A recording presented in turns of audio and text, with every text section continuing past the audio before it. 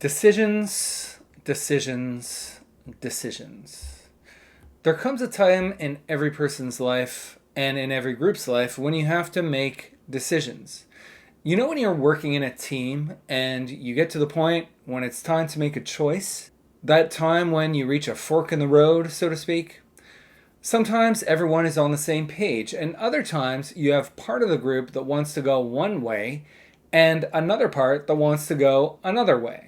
What do you do in these circumstances? How do you decide? What are the group decision-making options that are available, and why would you choose one option over another? In this lesson, we're going to explore group decision-making. What is a decision?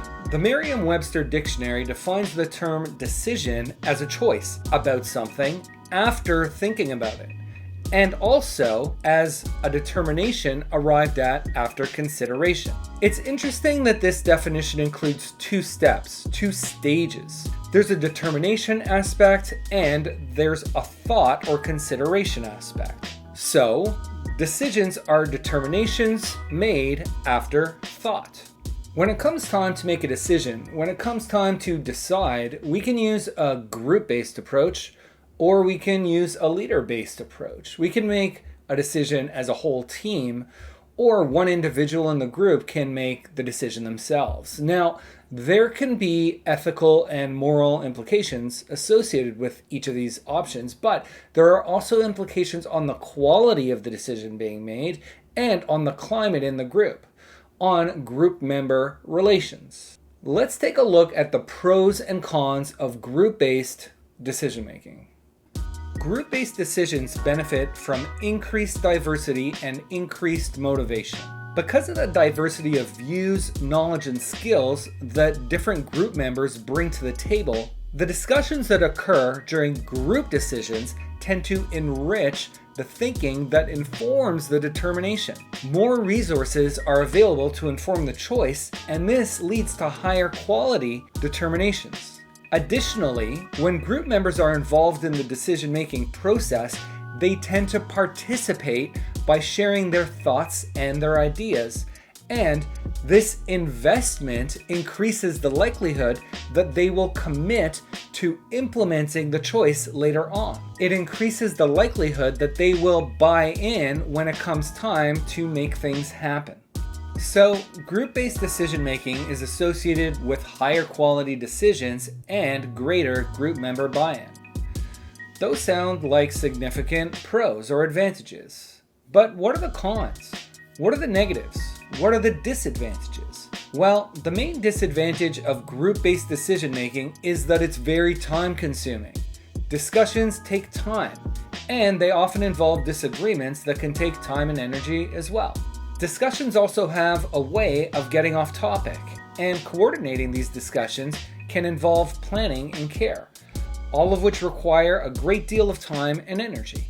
As we've seen, there are clear advantages to group decision-making. However, time inefficiency can be a considerable disadvantage. So, when are the most opportune times to use a leader-based approach, and when should we go for a group-based approach? When is it a good time to decide like a lone wolf, and when is it a good time to decide like a pack animal? There are some situations when deciding independently may be the best approach. When the topic is very simple, and when time is of the essence, it may be a good time to decide like a lone wolf. Some decisions need to be made under a time crunch, and that's just a reality. That's just the way things are. Another reality is that some projects that we're involved in don't involve group commitment during the implementation stage later on. So getting people to buy in is less important. So when the task at hand is very simple, and when there is a lot of time available to us, these might be good times to take a lone wolf approach.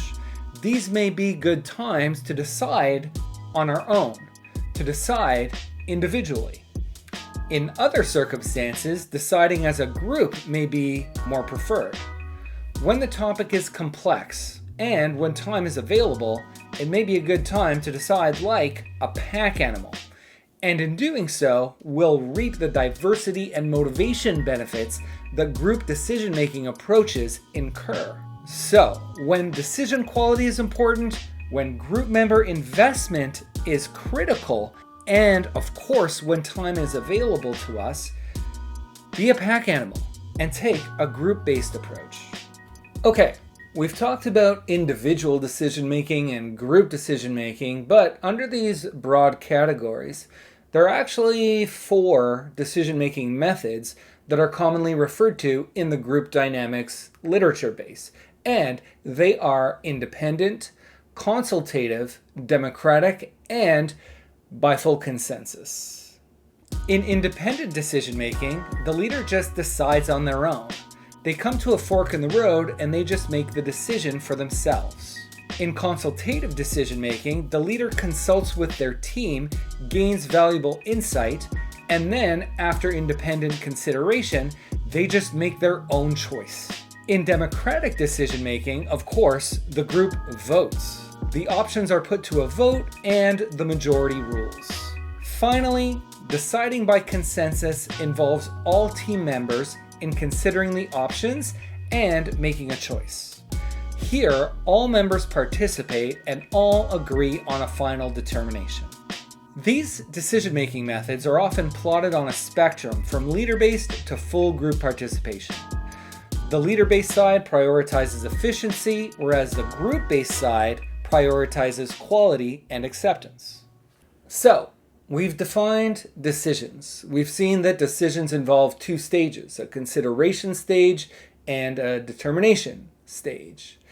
We've also articulated the pros and cons of group decision-making, and we've explored the right times to make an individual versus a group-based decision. Also, we've outlined 4 decision-making styles and plotted these styles on a spectrum from leader-based to group-based. Now, let's tie this all together towards an optimal approach to decision-making. At its best, decision-making maximizes a team's resources, is time efficient, and is accepted and supported by members of the team. 3 criteria should be considered when determining how to approach a decision, and these are quality, speed, and acceptance. When time is important, a leader-based approach may be most preferred.